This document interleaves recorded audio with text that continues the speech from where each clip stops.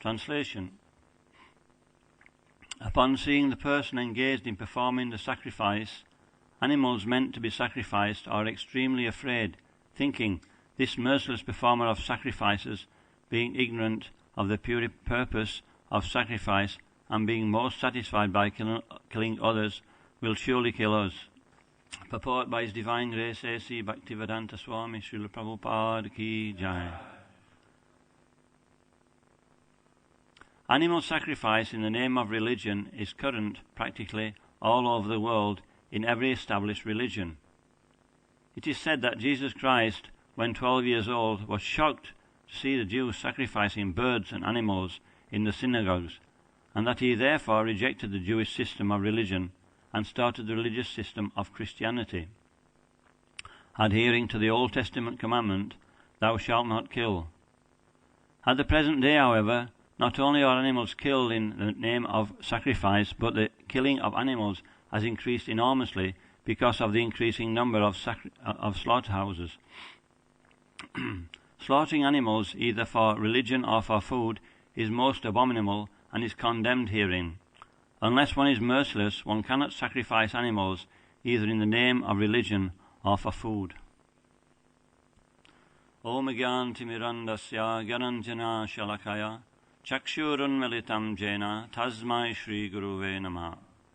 Sri Chaitanya Manobishtam Stapitam Yena Bhutale Swayam Rupa Kadamayam Dadati Svapadantikam.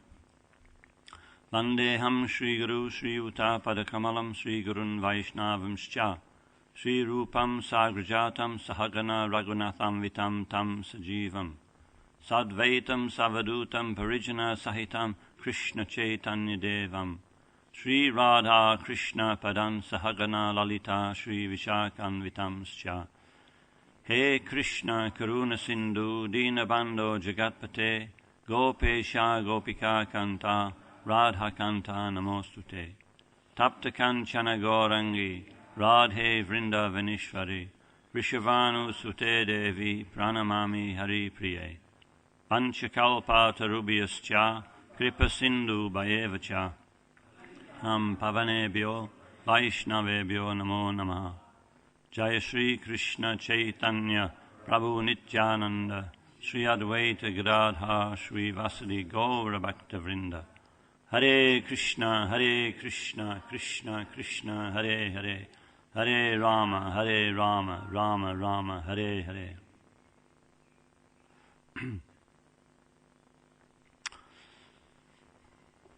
So in the previous chapter, it was mentioning how the importance of Brahminical culture. And so this chapter is now explaining how to apply Brahminical culture by the general mass of people. And it speaks about how the common householder, everybody can perform some yajna, some sacrifice.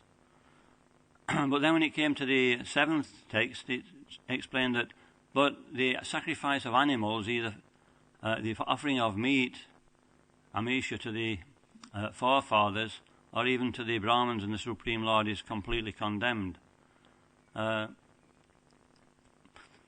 So, and then in this particular verse, it starts to explain that but human society has come to such a degraded situation that animals are killed wholesale without any thought of sacrifice. Originally, there would be, he says, one who is merciless can kill animals, but one who is one has to be merciless to kill animals.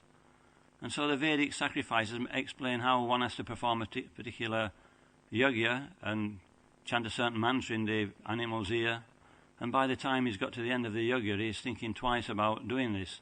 And still, if he's intent on killing the animal, he must have a merciless nature. So this is the mercy of the Vedas, that they're bringing that low-born person gradually to a higher understanding by this gradual recitation of these mantras. Or how else will he become saved? But we see modern society, it's become so degraded that wholesale sacrifice is carried out in slaughterhouses. So this is when people don't follow that injunction, that they gradually become more and more degraded. So that even, I remember before I joined the movement actually, I was thinking I'm so fortunate to be able to eat beef. not many people can afford beef in the world. You know, this was a mentality. I didn't think it was wrong. It's natural, that's the way you're brought up. So this is the way society is going, that, you know, more and more degraded, more and more. I say once Srila Prabhupada, he was in London in the early days, I think it was 1969 or 1970, and Dayananda Swami, he was in charge of this yatra at that time, and he organised a particular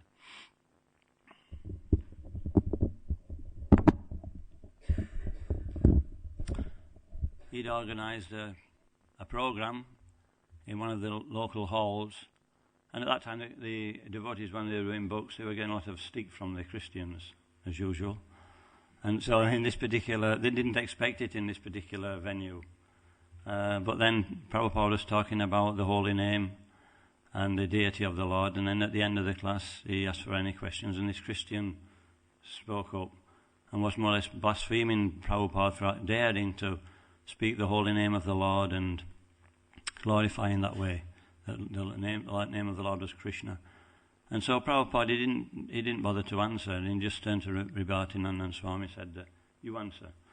And so he was shocked because he wasn't expecting it. And so it's described when the sun shines, actually I was reading this, it's described that he meditated for a little while, and he plucked up a little bit of courage and he started to answer, and he was saying, in the Christian scriptures it says, thou shalt not kill. Love thy neighbour with all thy, love the Lord thy God with all thy heart. Love thy neighbour as thyself. So what are the Christians doing? They're killing the animals, killing one another, wars. He says, my spiritual master has come here to live a pure love of God. So he says, we can be saved from this obnoxious situation by chanting the holy name of the Lord. And he went on a little bit further, and then he ended, and the Christian just walked out. And Prabhupada was beaming. He says, our Dayananda Swami knows how to defend this philosophy of Krishna consciousness. So we're not pacifists when it comes to preaching the absolute truth. We will actually speak when it needs to be spoken. And so this was one incident. So where does it all start? I was thinking that in the first canto, it says Maharaj Parikshit, he was under, this is talking about Brahminical, he was under Brahminical guidance, and therefore, because he was such a powerful Kshatriya and he was taking that guidance, Kali couldn't enter into his kingdom. When he cornered Kali, when he was beating the bull and the cow, he was going to kill him, and Kali surrendered. Kali had intelligence. He knew that I have no chance with this present Vaishnav king. And so he gave him 3 places to live. And Kali was saying that, actually, there's nowhere in your kingdom where this exists. I'm one of your subjects. You have to give me somewhere. And so he said, okay, where there's hoarding of gold. And so actually this is where it all starts, that we start hoarding gold. It's greed, lust. The original reason that a person comes to the material world, the living entity, is because of this lust. And so this lust takes different forms. And so therefore, in the hoarding of gold, when we're not satisfied, it becomes greed. And this just escalates. So then, how does it come into that we start killing animals? I've said this before, I think, in the class at the manor, but I think it's worth repeating that I was reading in the Back to Godhead magazine. I think it was Hare Krishna Devi Dasi was writing in the early 90s. And she was talking about how in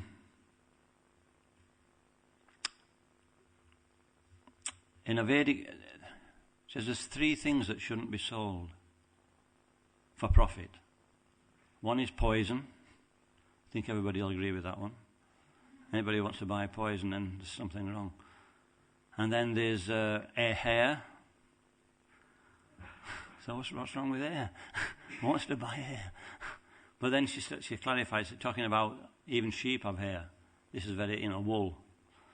And so at that time, about 200 years ago, maybe a little bit further back than that, before the Industrial Revolution, it started when the landowners, they had serfs living on their land. And But then they understood that actually this greed came in. They weren't following the Vedic process. They weren't satisfied by being satisfied with a simple life and being simple in themselves and teaching their dependents to be simple and leading a life directed towards God consciousness. So as soon as this lack of following the Vedic process came in, greed, this lust, starts to manifest. And so they were thinking, actually, this wool is very, very precious. If I put sheep on the land and then I sell this wholesale, I can make a lot of profit. And I can do so many things with this profit. And so then they just turfed all the serfs off the land and put sheep on the land. And a lot of them starved to death. So we see this greed is where it's all at. So, and what's the third one? Milk. What about milk? It said that ordinarily the Vedic system would be that one would produce enough milk for oneself first, then the next day it would be turned to yogurt and then butter, and then if that one still had excess, then one would sell it. But the farmer was not relying on his maintenance from that. He was already satisfied. He got everything he wanted. But it was sold at whatever price somebody could buy it for, at a reasonable, and there was a little bit of profit there. But he wasn't dependent on it. But then, what happens if somebody may have an idea, wait a minute, they're selling it fairly cheaply, I can maybe make a little bit more profit out of this milk if I... So, when one starts to make a livelihood out of selling milk, then there's competition. And then there's competition for price. And so one's overheads has to be kept down to be competitive, isn't it, to sell the milk. And then the cow gets too old to milk, what happens? It becomes a unwanted overhead, which is pulling the price up. And so what do they do with the cow? They kill the cow. So this is where it comes in, this lust, this gold. This is where Kali really went to work. And how does it go in with the bull? How did the bull get slaughtered? It said the bull would be ploughing the land, nice steady pace. You could fall asleep on the back of the plough. And then, of course, then somebody gets a little bit of lust in their mind. Thinks, wait a minute, I could make a lot more profit if I got this harvesting quicker. This bull's so slow. What to do? Oh, I know. Shire horse. You remember the shire horse? Put the harness the shire horse up, clippity-clop, clippity-clop. Ploughing twice as fast. So what does it do with a bull? It's now useless. They send it to a slaughterhouse. And then eventually, they send the shire horse to the slaughterhouse also, because then the tractor comes in. It's even faster. So it's this greed which starts all this lust after profit, not being satisfied with the Vedic culture. Just a few points there. So then it escalates. Then we start thinking how we can make more and more profit. So we bring people off the land, we gather them into the cities. Then we can feed them the animals that we don't need anymore as food. And like this.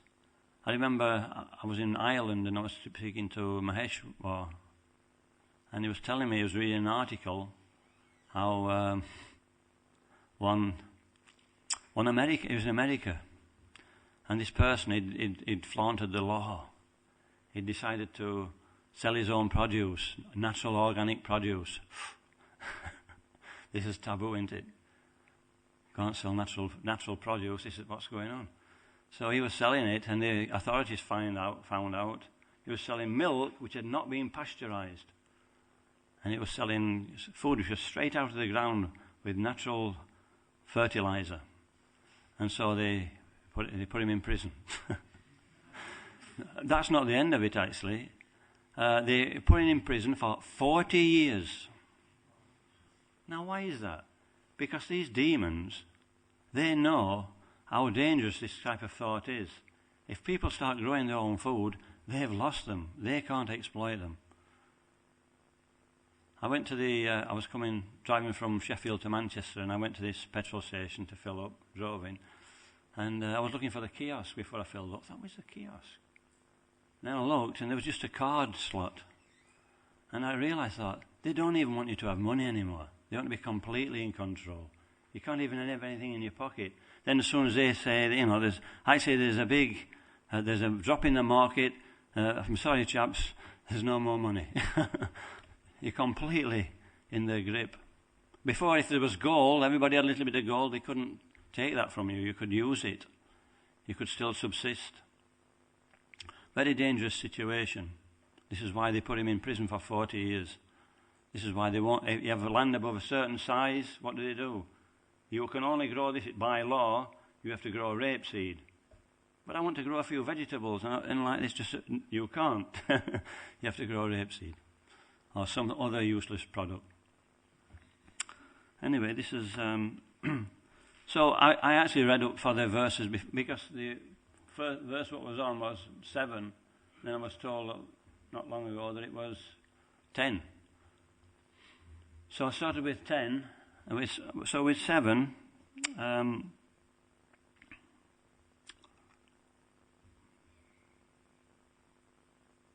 where are we? Yeah, this was Jayato Vishayang Pungsha. All bad qualities come from this desire. Sangat Teshu Bajayate. Sangat Sanjayate Kama Kama Krodha Bajayate.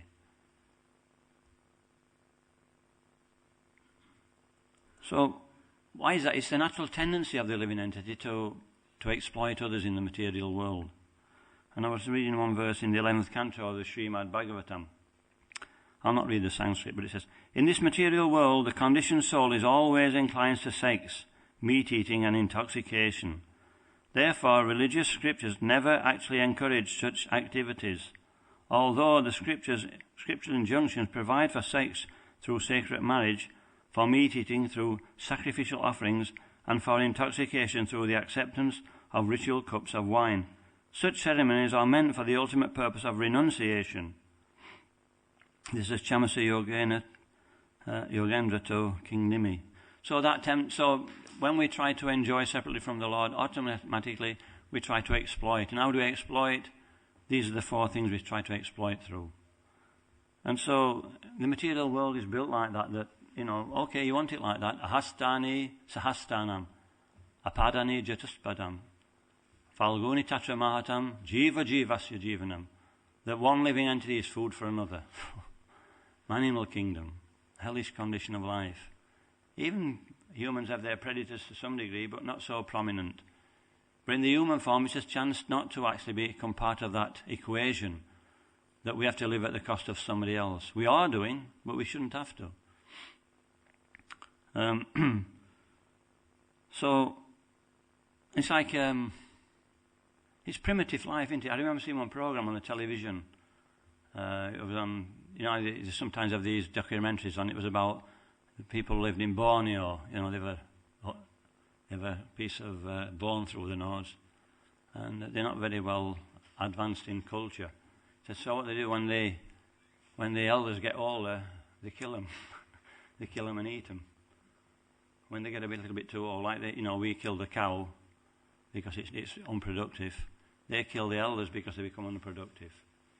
And then, so this is their... And we might think that, this is really primitive. But actually, when we sway from the Brahminical culture, what's the next type of leadership do we get after the Brahminical? But Brahmins are the ones who are not dependent, but they give guidance to the Kshatriyas. So therefore, they're above suspicion. Nobody can touch them. Okay, do what you want. They can carry on with their spiritual life. They're not dependent. So the Kshatriyas are generally... But when the Kshatriyas don't follow the Brahmins, when lust creeps into... Then they become independent. Then we get a Kshatriya where kings are leading instead. This is the beginning of the degradation. Then what comes next? The kings also become enamored with too much money, so money becomes prominent. Then the Vaishyas start to become prominent. And the Vaishyas then start to control the leaders. So then we have a Vaishya community, or what they call it, democracy, is it? Capitalism, yeah, capitalism. But then what happens next? When the general mass of people think, we want a share of this, we're not getting our share, we're going on strike. And so then what do we get? We get eventually socialism and then communism. And he says this is the worst government. You've got Shudras trying to run a country or trying to run the world. And Prabhupada said, I was on a morning walk once, Prabhupada, and he mentioned, he says, do you know, in the future, the communists will introduce euthanasia? And he looked at his, I said, do you know this? How did Prabhupada know that? He's following the same theme. That, the elders have got too old, let's kill them.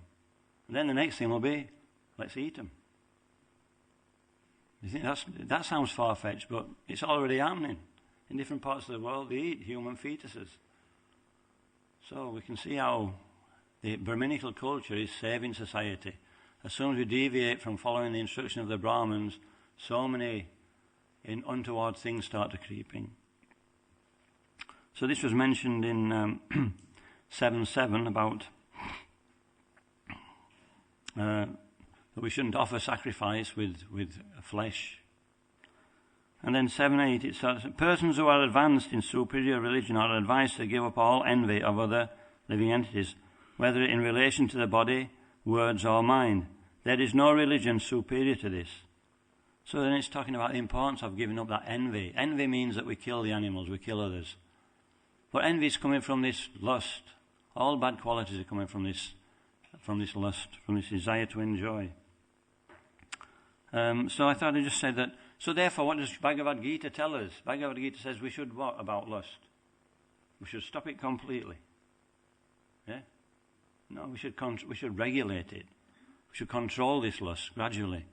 And so Bhagavad Gita in the 14th chapter, it says that otherwise it overruns us. Like a fire, it gets out of control, just burns everything in its path. So in Bhagavad Gita, it starts to explain that what is this envy? It's coming from lust. And how do we control lust? It says austerity, and it mentions three kinds of envy. Envy of the body, envy of the mind, and envy in words. So first of all, there's envy of the body. It consists in worship of the Supreme Lord, the Brahmins, the spiritual master, and superiors like the father and mother, and in cleanliness, simplicity, celibacy, and non-violence. So Gita's giving us a clue out to everybody should, whether they're Vaishnava or not, should follow this particular principle. Envying words. How do we overcome envy? Yeah, I'm quoting envying words. Was this verse is saying then austerity in words? Is that?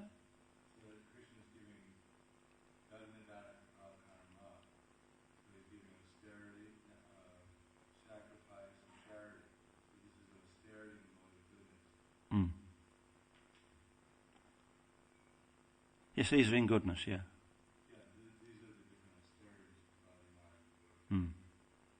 Yeah, there's also passion and ignorance. I'm quoting what's Brahminical culture because previous chapter was mentioning the importance of the Brahminical culture and now how to apply Brahminical culture. Envy. Envy is from one of the bad qualities which comes from lust.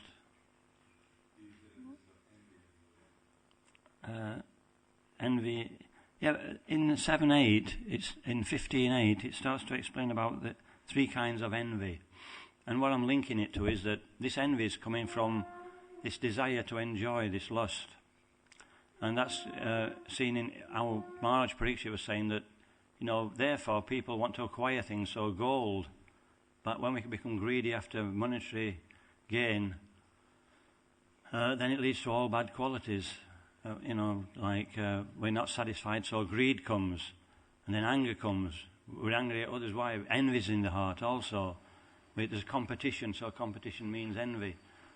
So this verse is speaking about envy, and so I'm relating it to the cure is not, the cure for envy is to cure the lust, the original cause of the envy. So we were dealing with austerity of the body, and so envying words, which is coming from lust or desire to enjoy, eventually, is by austerity of speech. Envying words. Austerity of speech consists of speaking words that are truthful, pleasing, beneficial, and not agitating to others. And also in regular reciting Vedic literatures. This is extremely difficult, isn't it? What is it, as soon as a group get together, it's, psst, psst, psst, did you hear about so-and-so? No, really? And everybody's in ecstasy, aren't they, for some time? It's just this natural tendency is in the heart. So it's a big austerity to think, I don't want to hear. I'm going to walk away. So Raghunath Das Goswami used to do that. Get off to the... Or was it Raghunath Das? Used to run away from the situation, especially if Vaishnavas were involved. So it says in the Gita that, the thing that in this third chapter about what it says, the thing that actually gives us pleasure in the material world is our greatest enemy. So we should think about that. Where's my pleasure coming from? Where's it? Oh, just a minute. Let me change this situation. It should be coming from glorifying Krishna, glorifying the Vaishnavas, speaking words beneficial, glorifying another devotee, like this. Pleasing, words which are pleasing to everybody. There is always a tendency to criticize. Envy of the mind, which is coming from a lust in the mind. So this lust is overcome by austerity of the mind. What's austerity of the mind? Satisfaction. Satisfied with what we have. Satisfied with the Brahminical culture. Simplicity. Not being straightforward. Not trying to make ourselves something that we're not. Presenting things as they are. If I have this nature, just use it in Krishna service. Don't try to be something else. Satisfaction with the situation I've got, with the service that I've got. Self-control, controlling the mind. And purification of one's existence are the austerities of the mind. So one should be thinking of, only goal is how I can become Krishna conscious. One verse in the Bhagavad Gita actually. Only a person who's on the transcendental path is just thinking of how the next step, every situation, how can this help me to become Krishna conscious? This is austerity of the mind. Always thinking of doing good for others. Also, that's mentioned in Prabhupada's purport. Just see somebody, instead of being envious, how can I do this person some good? Just like we may go out and do books, but, we sometimes can think like that. But can we think about it in the temple, in the association of other Vaishnavas? In other words, so... Then it went into 15:9, and then it started to explain, because of an awakening of spiritual knowledge, those who are intelligent in regard to sacrifice, who are actually aware of religious principles, and who are free from material desires, control the self in the fire of spiritual knowledge, or knowledge of the absolute truth. They may give up the process of ritualistic ceremonies. So karma kanda, then jnana kanda means we give it up to some degree, we try to renounce, and then eventually upasana kanda, we come to the knowledge of the Supreme Lord. And this is the ultimate, where we can give up these sacrifices, and sacrifice for the benefit of the Supreme Personality of Godhead and the whole society at large. In the 11th canto of the Srimad Bhagavatam, it explains these three different ways people surrender. Some people, they're too attached to enjoying. And so he says, if we cannot give up the sense of enjoying, then we should follow the Karma Kanda section of the Vedas, Karma Yoga. Also, if we are renounced, we've become disgusted, that person will try to give up sense enjoyment. He says, one who's further advanced, he's fortunate. He gets a taste for hearing about the Supreme Personality of Godhead. This is our goal, isn't it? The higher taste. We're trying to get a taste for hearing. He said, then what's his mentality? How does he walk through the world? How does he sit? How does he walk? Like this. He says that this person, he doesn't try to enjoy and he doesn't try to renounce. It's in the 14th chapter of the Bhagavad Gita. And when I read that, I was really shocked. He doesn't try to get out of this material world. I read it. I thought, what does this mean? When I first read that. And then later on, of course, I understood it more deeply, that while we have this material body, we have to. What's the first instruction of the Bhagavad Gita? We have to tolerate. We have to tolerate the situation, heat and cold, happiness and distress. And if we can tolerate, then our claim to going back to Godhead is very much manifested. And then, but carry on with our devotional service. Prahlad Maharaj says that, doesn't he? What are you trying to enjoy for? Happiness and distress are going to come. Why are you looking after these things? But we still do. Yeah. So just carry on with your devotional service. This happiness and distress will come and go. You're entitled to so much due to your karma. And if we become Krishna conscious, what does Rishabhadev say? We're entitled to so much happiness. A happiness which lasts forever.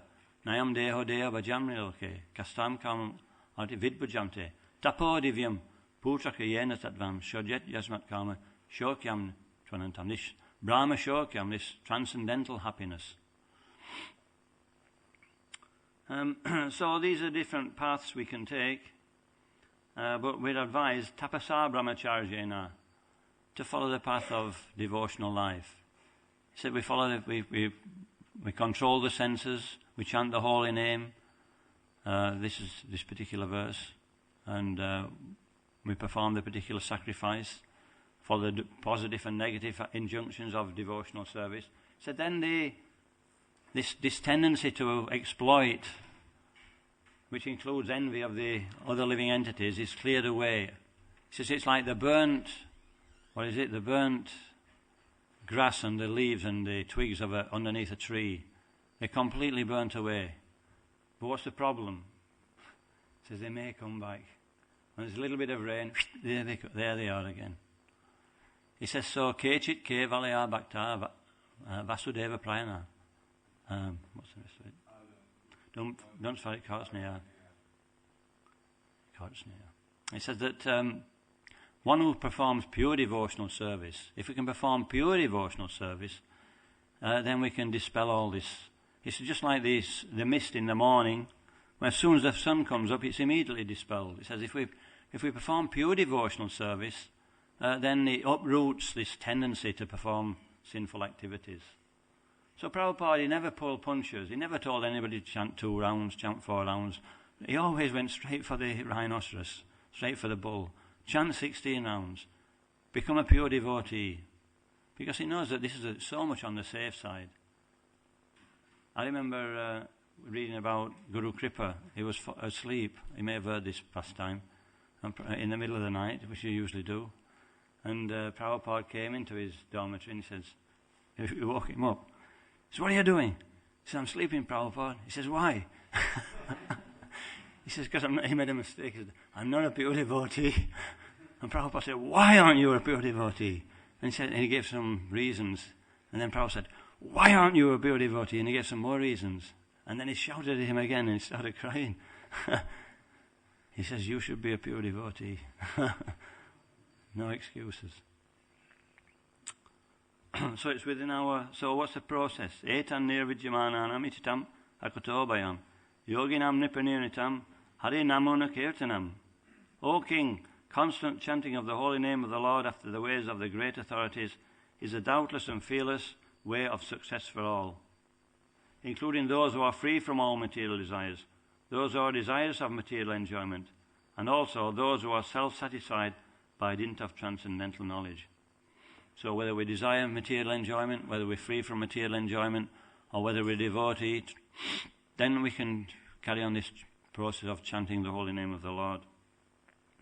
And this will uproot this deep-rooted tendency to perform sinful activities, to be envious of others. Prabhupada said our advancement in devotional service is gauged by how we're non-envious.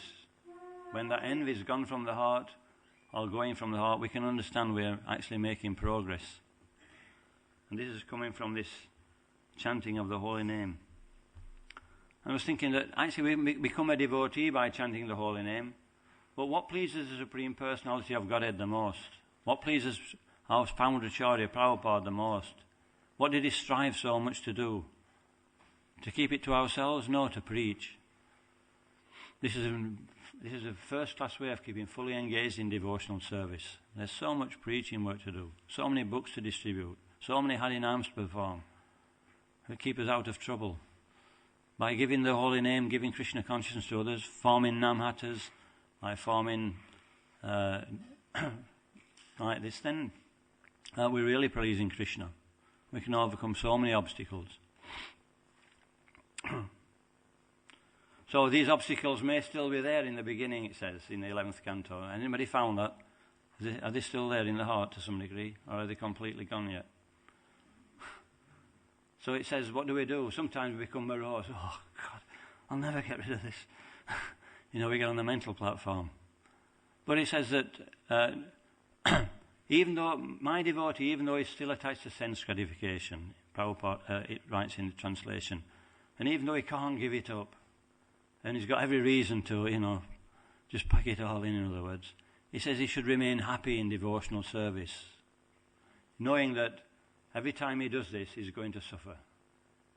That, by performing devotional service, eventually he'll become pure. So he should remain satisfied in that process, and then eventually the goal is achieved. So we shouldn't feel at any time distressed in devotional service. We're never in a worse situation than we were before we came to this movement, even though so many things might happen. It's just the mind and the intelligence, or the polluted mind and intelligence, which may try to convince us of that. So anyway, this is some thoughts on this particular section.